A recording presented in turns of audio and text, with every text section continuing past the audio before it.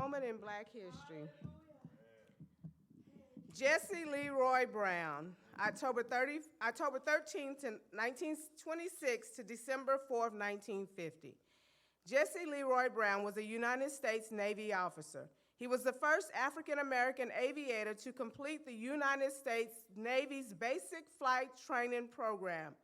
Though not the first African-American Navy aviator, the first African naval officer killed in the Korean War and a recipient of the Distinguished Flying Cross.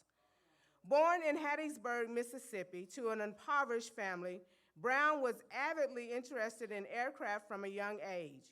He graduated as salutatorian of his high school, notwithstanding its racial segregation, and later earned a degree from Ohio State University. Brown enlisted in the U.S. Navy in 1946, becoming a midshipman. In August of 1947, Jesse secretly wedded the love of his life, Daisy Nix.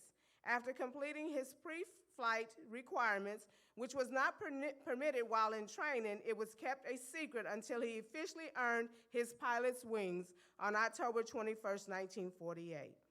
In January of 1949, he was assigned to a fighter squadron 32 aboard an aircraft carrier USS Leyte, based at Naval Air Station in Quonset Point. On the outset of the Korean War, the USS Leyte was ordered to the Korean Peninsula. Arriving in October of 1950, they were sent there in support of the United Nations forces, which were the Marines. Brown was an ensign, which means his rank was just below a lieutenant and above a commissioned petty officer. He had already flown 20 combat missions. Brown was part of a 6-aircraft support team when his F-4U Concerto, an American fighter aircraft, came under fire and crashed on a remote mountaintop on December 4, 1950, in very harsh and frigid temps. Brown was supporting Marine ground troops at the Battle of the Chosin Reservoir in North Korea. This crash happened after his Concerto possibly took on small arm fires from the Korean troops on ground. He had to land as his fuselage was damaged. He came down behind enemy lines and on impact of his Concerto broke up violently and pinned him by both legs. In the crash, Brown died of his wounds, despite the efforts of his wingman and his closest friend, Thomas J. Hutter, Jr., who intentionally crashed his own aircraft nearby in a rescue attempt, for which he was awarded the Medal of Honor. As the story is told, Brown's life tells how Brown asked his best friend to amputate both his legs to free him, and then he eventually tells him, "Tell my wife Daisy I love her," which has been said to be his last words in death.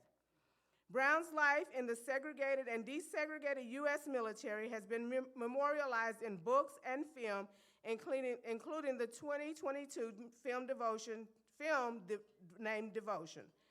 The frigate USS Jesse L. Brown, FF-1089, was named in his honor. This ship was commissioned in February of 1973 as an escort ship and later classified as a frigate, and was in service until it was decommissioned in 1989 and leased to the Egyptian service and remained active as of 2010.